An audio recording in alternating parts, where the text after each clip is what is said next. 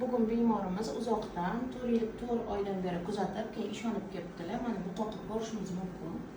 Bu qoqni bir yoq do'lasi toza, lekin ikkinchi tomonni ko'rganimizda bu qoqda mana shunday tugun turibdi. Men bularga operatsiya deb aytmayman. Savol tug'ilyapti. Nimaga operatsiya? Sababi tugun juda ham katta. Tugun chetlari notekis.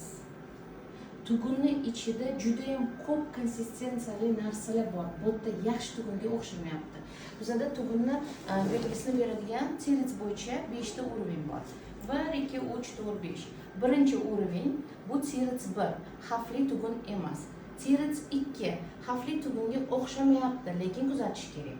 Tirits 3 50-50 bu xavfli tugunga ham o'xshamayapti, xavfsiz tugunga ham o'xshamayapti. Buni kuzatish kerak har 3 oyda degani.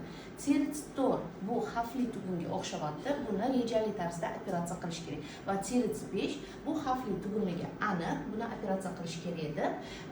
Ajratsa bo'ladi. Men hozir bu holatda bemorimizga tirits 5 deb qo'yib beraman va xirurglarga konsultatsiyaga yuborishim kerak, chunki agarda bo'yindagi tugun metastaz bersa, atrofdagi juda ham ko'p limfa tugunlar va juda ham yaqin bo'lgan organ o'pka bor. O'shaning uchun metastaz bermasdan operatsiya qilishga maslahat beramiz.